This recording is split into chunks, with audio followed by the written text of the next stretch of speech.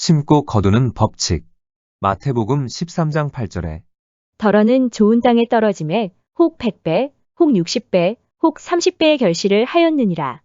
아무리 황량한 사막이라 해도 그곳에 강물이 흐르게 되면 옥토로 변화되고 생물이 소생하게 됨을 봅니다.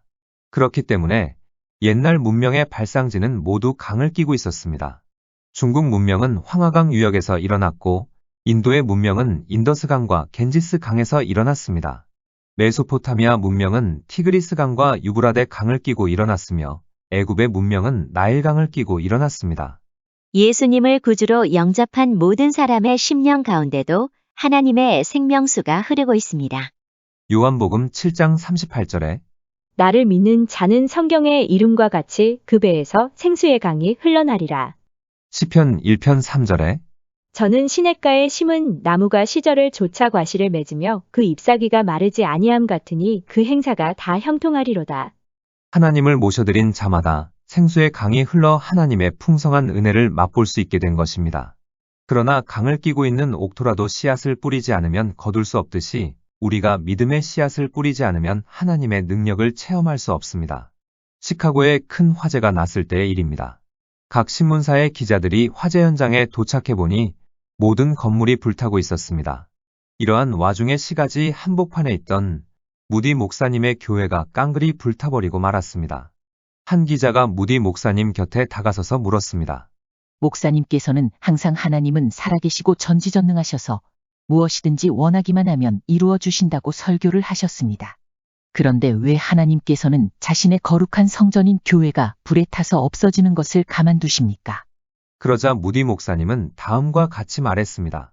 나는 하나님께 큰 교회를 달라고 기도를 했습니다. 그 기도의 응답으로 지금 교회가 불탄 것입니다. 우리가 큰 교회를 지으려면 많은 비용을 들여서 이 교회를 뜯어야 하는데 하나님께서 불에 태워서 비용이 들지 않게 하신 것입니다.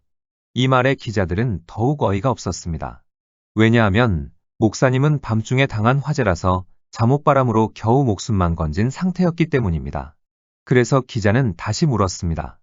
목사님, 그럼 큰 교회를 세울 돈은 가지고 계십니까? 그러자 무디 목사님은 옆구리에 끼고 있던 낡은 성경책을 내놓으면서 대답했습니다. 나는 수표도 돈도 가지고 나오지 못했습니다. 그러나 아무리 써도 바닥이 보이지 않는 하나님의 금고인 성경을 가지고 나왔습니다. 그러므로 여러분은 조만간 불탄 교회보다 더 크고 훌륭한 교회를 보게 될 것입니다. 무디 목사님은 그 화재 이후 영국으로 건너가 부흥 성회를 인도하며 영국의 영적 지진을 일으켰습니다. 그런데 영국 집회를 성공적으로 마치고 미국으로 돌아올 때 예상치 못한 놀라운 일이 일어났습니다. 부흥 성회에서 은혜를 받은 많은 영국 성도들이 교회 건축에 사용하라고 많은 헌금을 보내준 것입니다. 결국 그 헌금으로 무디 목사님은 화재로 잿더미가 되었던 그 터에 지난번 교회보다 훨씬 크고 아름다운 교회를 건축할 수 있었습니다. 여러분 기억하십시오. 저 하늘이 무너지고 이 땅이 꺼져도 예수님의 말씀은 1.1획도 변하지 않는다는 사실을 말입니다. 마태복음 24장 35절에 천지는 없어지겠으나 내 말은 없어지지 아니하리라. 사람도 지나가고 유행도 지나가고 신학도 지나가고 교파도 지나갑니다. 그러나 하나님의 말씀은 영원토록 변하지 않습니다. 이 말씀 가운데는 무려 32,500가지의 약속의 말씀이 여러분을 위해 진열되어 있습니다. 이 약속의 말씀은 누구에게는 특별히 더 주고 또 누구에게는 덜 주는 것이 아닙니다. 누구에게나 똑같이 주는 것입니다. 제가 구라파에 갔더니 많은 사람들이 목사님은 하나님께서 특별히 기름 부으신 종이기 때문에 지속적인 역사를 많이 일으키는 것이 아닐까라는 말을 했습니다. 그러나 이 말은 천부당만부당한 이야기입니다. 하나님께서 성경 66권을 나에게만 주신 것이 아닙니다. 모든 사람에게 동일하게 주셨습니다. 단지 이 말씀을 의심치 않고 믿음을 가지고 실천하는 사람에게만 기적의 역사가 일어나는 것입니다. 많은 사람이 하나님의 말씀을 믿으면서 믿음대로 실천하지 않기 때문에 기적을 체험하지 못하는 것입니다. 결국 이것은 마음의 문제입니다. 어떤 마음밭에 말씀의 씨앗을 심느냐에 따라 그 열매가 달라지는 것입니다.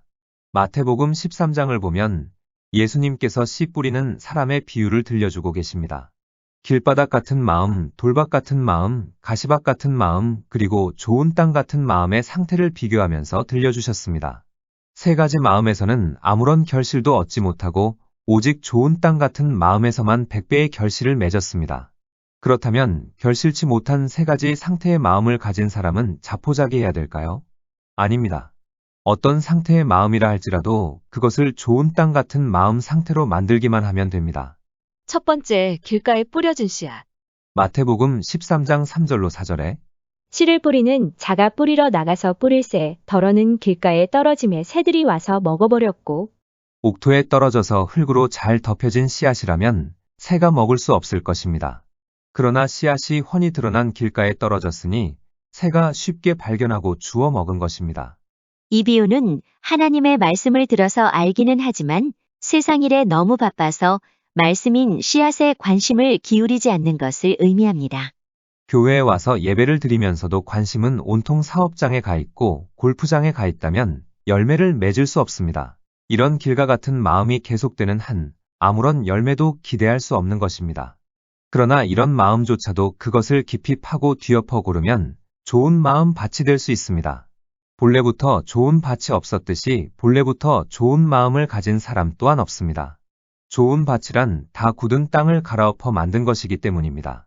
그러면 어떻게 해야 길과 같은 마음이 깊이 파이고 뒤엎어질 수 있을까요? 첫째, 말씀을 심으십시오. 말씀을 심는다는 것은 우리의 마음속에 말씀이 깨달아지는 것을 의미합니다. 아무리 설교를 듣고 성경 공부를 해도 깨닫지 못하면 아무 소용이 없습니다. 깨달아야 합니다. 시골 교회에서 부흥회를 인도할 때의 일입니다. 아무리 열심히 설교를 해도 성도들의 반응이 냉랭하기만 했습니다. 그래서 너무 마음이 답답한지라 한 할머니를 지목하고 질문을 던졌습니다. 할머니, 예수 믿으시죠? 하모, 믿고 말고요. 할머니는 아주 자신 있게 대답하셨습니다. 그래서 물었습니다. 죽으면 천당 가시는 것 믿으시죠? 그건 가봐야 알지. 내가 어떻게 압니까? 예수님을 믿는다고 하면서 영생과 천국에 대한 확신이 없으니 어떻게 천국에 갈 수 있겠습니까? 오랫동안 교회는 다녀도 그 마음에 구원의 씨앗이 심겨지지 못했기 때문입니다. 요한복음 1장 12절에 영접하는 자 곧 그 이름을 믿는 자들에게는 하나님의 자녀가 되는 권세를 주셨으니 이런 구원의 말씀을 아는 데서 그치지 않고 그것이 내 마음에 부딪혀 깨달아지고 믿어질 때 비로소 구원의 씨앗이 심겨지게 됩니다. 심으면 반드시 거두는 것이 자연의 법칙입니다. 그러므로 우리가 구원의 씨앗을 심었으면 구원의 열매가 맺힐 것을 믿어야 하고 신유 기도의 씨앗을 심었으면 치료의 열매를 바라보아야 합니다. 우리가 씨앗을 심기 위해서는 말씀을 깊이 묵상하고 성전에서나 집에서나 예배의 삶을 살아야 합니다. 또한 성경을 공부해야 합니다. 이러는 가운데 말씀이 깨달아지고 이를 통해 말씀의 씨앗이 심겨지면 종국에 그 열매를 맺게 되는 것입니다. 둘째, 순종해야 합니다. 하나님의 말씀을 깨달았으면 순종해야 합니다. 진리를 깨달았다고 해도 순종하지 않으면 믿음이 생겨나지 않습니다. 그래서 성경은 다음과 같이 말씀하고 있습니다. 야고보서 2장 26절에 영혼 없는 몸이 죽은 것 같이 행함이 없는 믿음은 죽은 것이니라. 만약 질병으로 고생하는 사람이 있다면 저 가채찍에 맞음으로 너희는 나음을 얻었나니라는 말씀을 깊이 묵상하십시오. 예수께서 채찍에 맞아 피 흘리는 고통을 당하신 것은 바로 내 질병을 치료하기 위함이었음을 가슴으로 받아들이십시오. 그리고 건강한 사람처럼 생각하고 행동함으로 말씀에 순종하십시오. 그러면 하나님께서 치료의 광선을 비추사 병을 고쳐주실 것입니다. 그런데 많은 사람이 잘못 생각하여 먼저 축복을 해주셔야 순종하겠습니다. 먼저 치료를 해주셔야 순종하겠습니다. 라고 합니다. 이것은 마치 마차를 이끌어야 할 말 앞에 마차를 세워놓고 달리려 하는 것과 같습니다. 믿음은 순종 뒤에 따라옵니다. 성경은 순종이 제사보다 낫고 듣는 것이 수샹의 기름보다 나으니 라고 말씀하고 있습니다. 그러므로 성령을 통한 깨달음이 마음속에 오면 그 즉시로 순종하십시오. 이것이 바로 말씀의 씨앗을 심어서 자라게 하는 방법입니다. 셋째, 믿음으로 기다려야 합니다. 믿음은 감각적인 것이 아니라 하나님의 말씀 위에 기초를 둔 것입니다. 그러므로 눈에는 아무 증거 안 보이고 손에 잡히는 것이 없고 귀에 들리는 것이 없다 할지라도 말씀 위에 서야 합니다. 말씀을 저버리고 난 다음에 믿습니다 라고 하는 것은 아무 소용이 없습니다. 무섭게 파도가 치는데도 불구하고 베드로가 물 위를 걸었던 것은 그가 예수님의 말씀만을 의지하고 바라보았기 때문입니다. 그러나 그가 말씀으로부터 눈을 돌려 거센 파도를 보자 순식간에 물속에 빠지고 말았습니다. 말씀을 깨닫고 순종했으면 그 다음에는 말씀이 반드시 이루어질 것을 의심치 말고 믿어야 합니다. 정말 이루어질까 하는 불확실한 믿음이나 의심을 가져서는 안 됩니다. 제가 어렸을 때 어른들처럼 고구마 농사를 짓겠다고 집에서 다 심고 난 고구마 순을 마당 한 귀퉁이에 심었던 것이 기억납니다. 저는 매일 물을 주면서 고구마가 얼마나 많이 맺혔는지 궁금하여 사흘이 멀다고 헤쳐보았습니다. 그랬더니 얼마 안 가서 고구마 순은 말라 죽고 말았습니다. 고구마를 거두려면 가을까지 기다려야 하는데 저는 그것을 참지 못하고 사흘이 멀다고 파헤쳤으니 뿌리 내릴 겨를도 없이 말라버리고 만 것입니다. 우리의 신앙도 이와 같습니다. 마음에 깨달음이 오면 순종하고 그 말씀이 이루어질 때까지 인내해야 합니다. 좋을 때나 슬플 때나 참고 기다려야 합니다. 농사를 지을 때 항상 햇볕만 쨍쨍 내려쬐면 안 됩니다. 해가 나기도 하고 구름이 끼어 비가 오기도 하고 바람도 불어야 곡식이 자라서 열매를 맺게 되는 것입니다. 마찬가지로 우리의 신앙생활도 항상 잘 되는 것만은 아닙니다.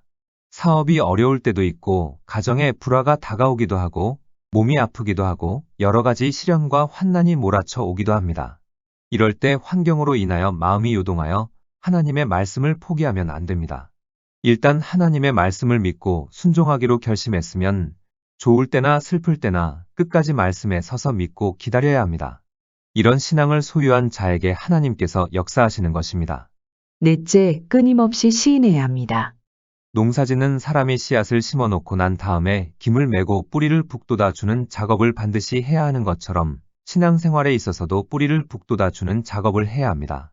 없는 것을 있는 것 같이 부르시는 하나님의 뜻을 쫓아서 아직은 없지만 있는 것 같이 말씀으로 북돋아 주어야 합니다. 나는 구원받았습니다. 나는 복받은 사람입니다. 나는 건강합니다. 나의 사업은 잘 됩니다. 기분이 좋을 때만 시인하지 말고 괴롭고 답답할 때일수록 하나님이 해결해 주실 것을 믿고 더욱 담대하게 시인하십시오. 그리할 때 하나님께서 우리의 믿음을 기쁘게 보시고 역사해 주시는 것입니다. 두 번째, 돌밭에 뿌려진 씨앗.